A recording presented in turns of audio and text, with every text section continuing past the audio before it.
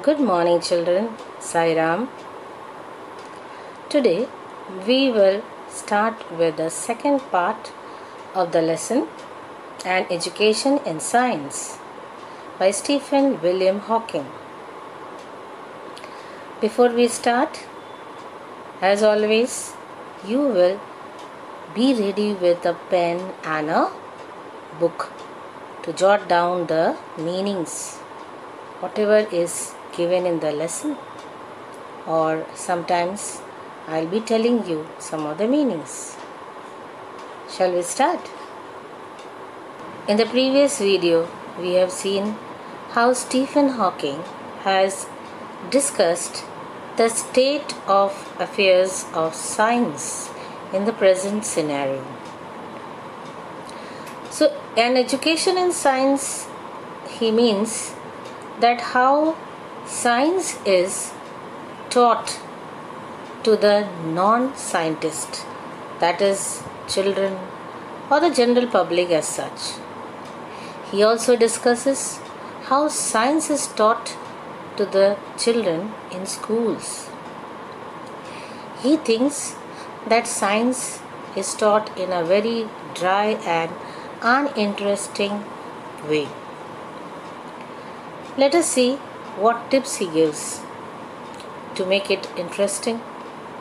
Children learn it by rote to pass examinations, and they do not see its relevance to the world around them.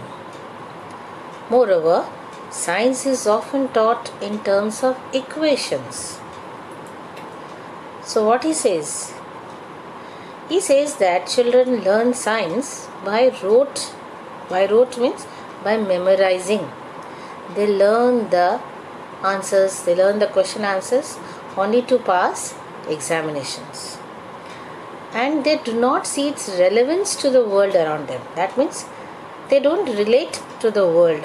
They do not apply the knowledge. That is, they don't understand the scientific concepts. They only learn to pass the examination.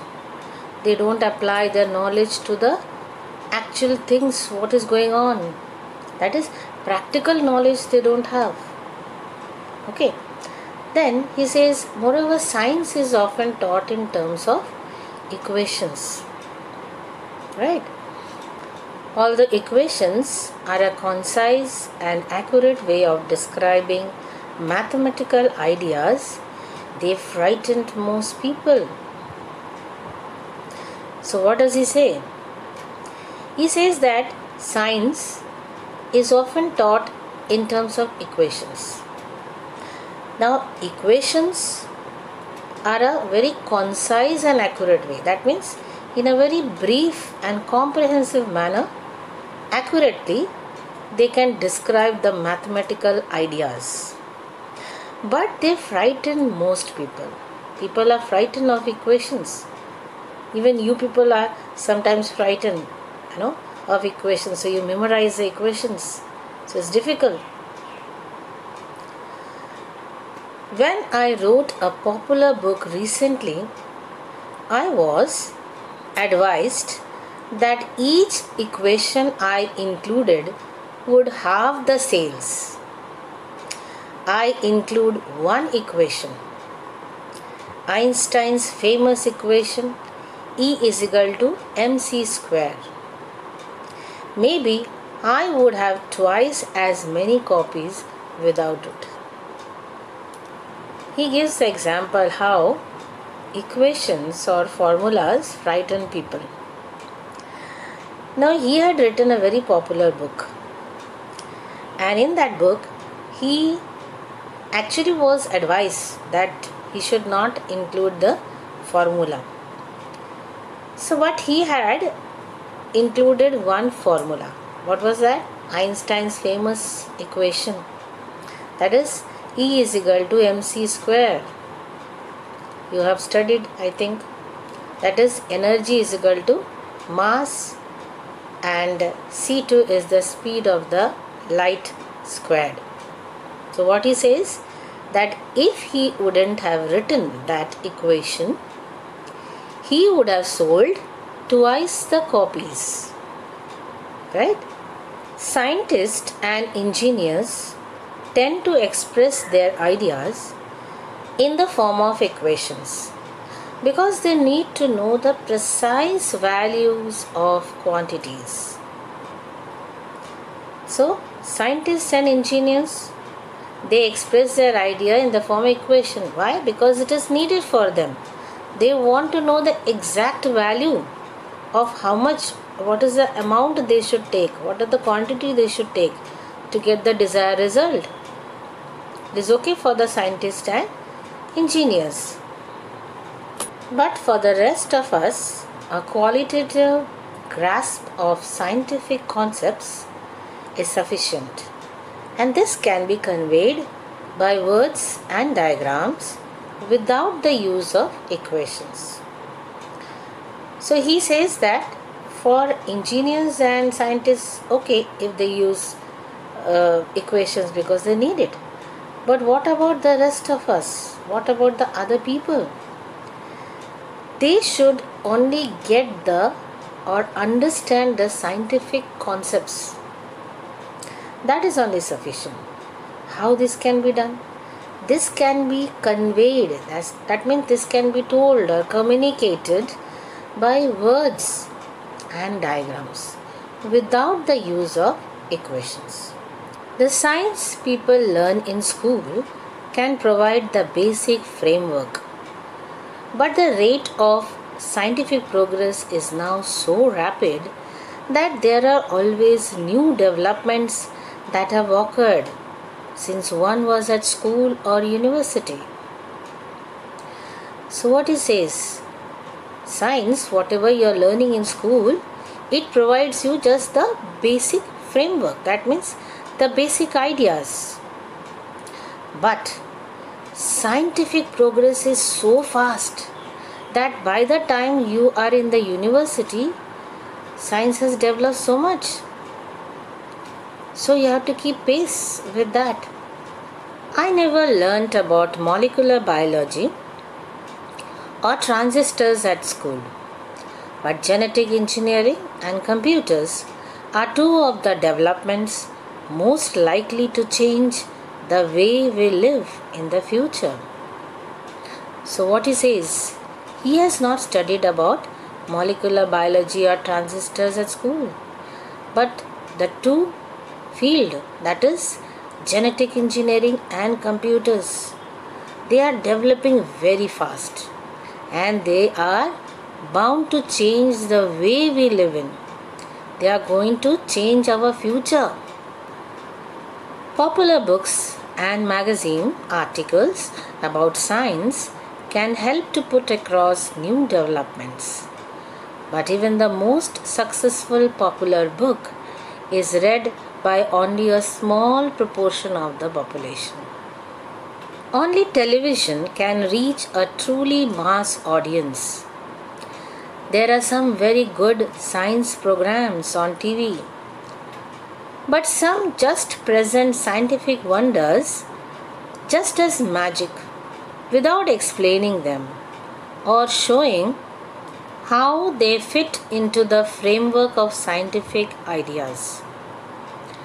Producers of television science program should realize that they have a responsibility to educate the public and not just entertain it.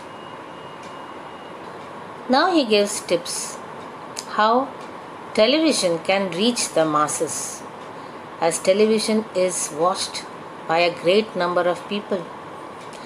Now on television there are some scientific programs which are good, but some are just shown as a magic and they don't explain it by, scientifically they don't explain it. They show them as magic. What are the science related issues that the public will have to make decisions on in the near future? By far the most urgent is that of nuclear weapons. So he is asking where people should have to make decision. It is about the nuclear weapons. Other global problems such as food supply or the greenhouse effect are relatively slow acting. But a nuclear war could mean the end of all human life on earth within days.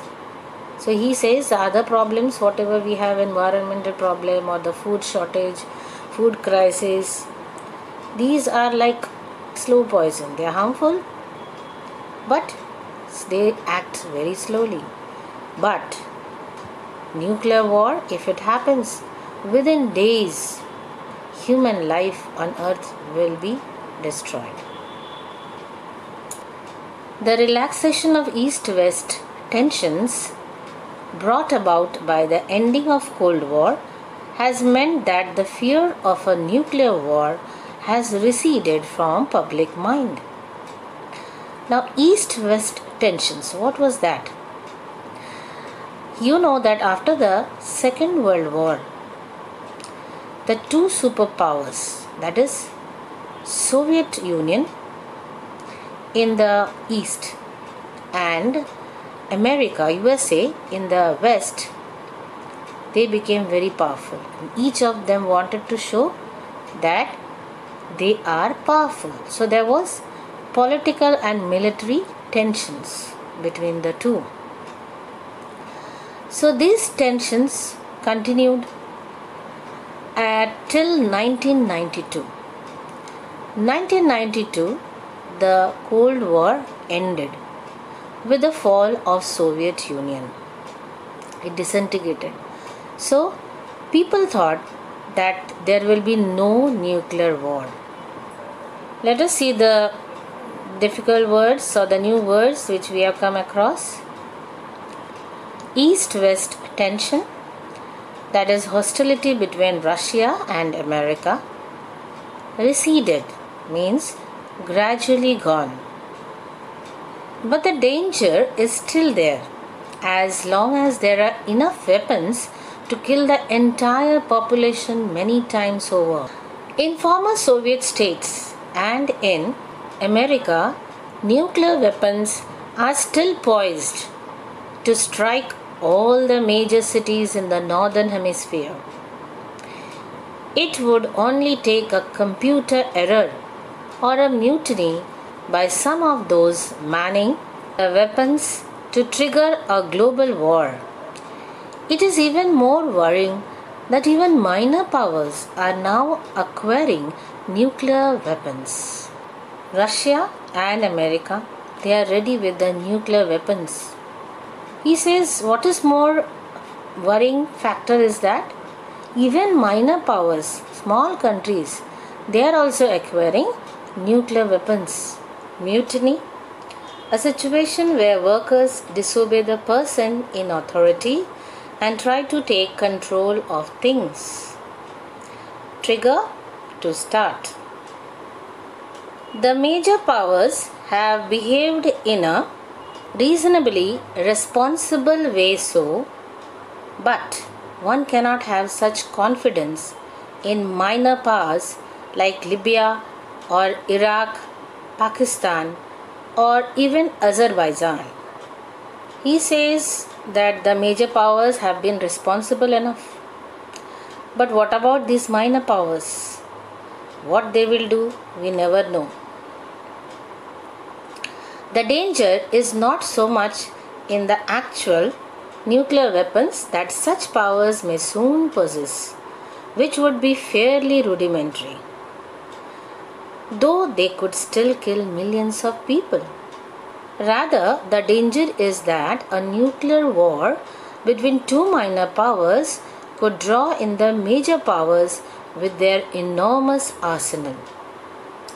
That means if the minor powers, if a war, nuclear war starts between them, they can bring the major powers, and the major powers will come with their huge arsenal. Rudimentary, that means simple.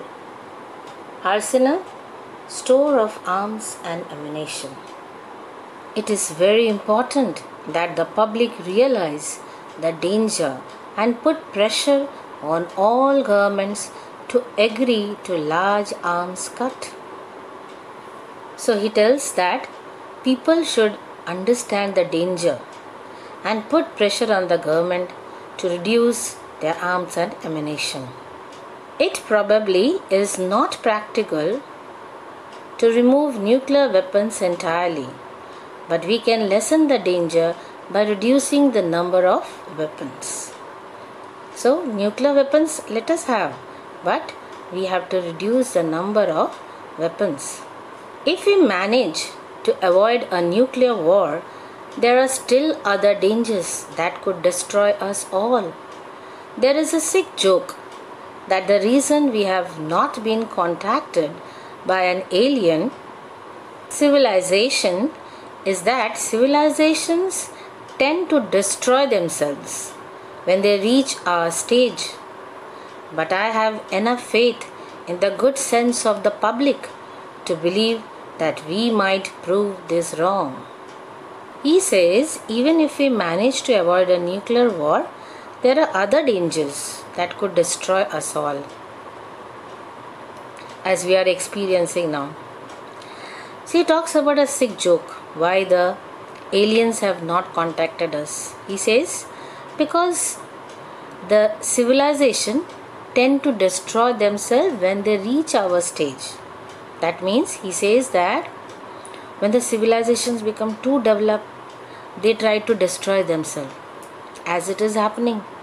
So he says, but he ends with a positive note and says that I have full faith in the people. They should try to reduce the arms race and put pressure on the government so that the nuclear war should not take place. Children, I hope you have understood the lesson. Now let us see the value points. These are the important points which will help you to answer the questions.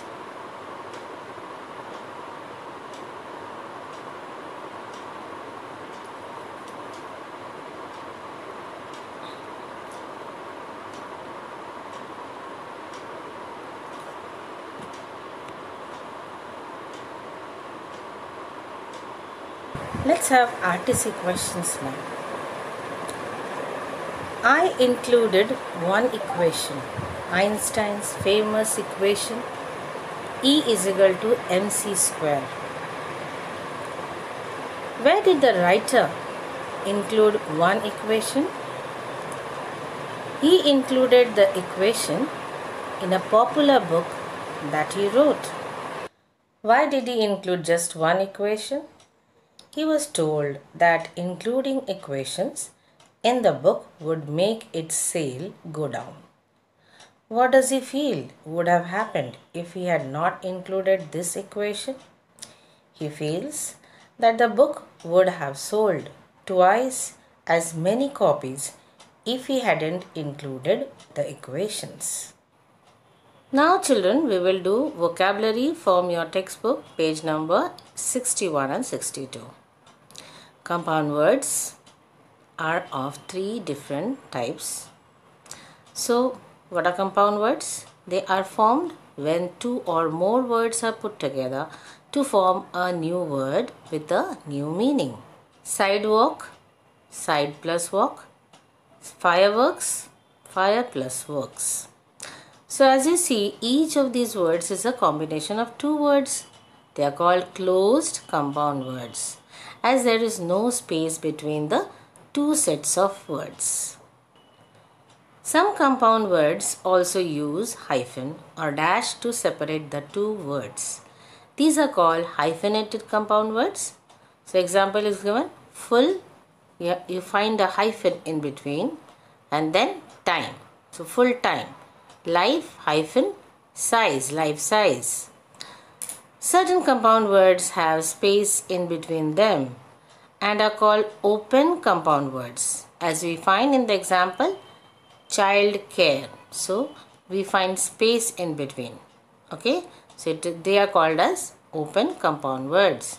So here child care and time saver. Now let us do the exercise. Here column A and column B, you have the two words and you have to join them. Right? Come on, match these words and find suitable compound words. Basket, any, sun, up, grass, play, grand, fire, high, note, key. And in the other column, body, ball, hopper, flower, stream, father, fighter, things, book, board, rise. Have you got it? Let's see. So here we have the answer. Basket, ball, anybody. Sun, flower, upstream, grasshopper, play things, grandfather, firefighter, high rise, notebook, keyboard. Now let us have the antonyms of these words. Opposite, modern, opposite is ancient, majority, minority, inform, conceal, steady, unsteady, produce, destroy, rapid, slow, inform, again inform is given, so write another word, hide, relevance, irrelevance, destroy, create, entire, partial. With this, children, we come to the end of today's session. I hope you have understood whatever I have discussed with you all. Thank you. Have a nice day.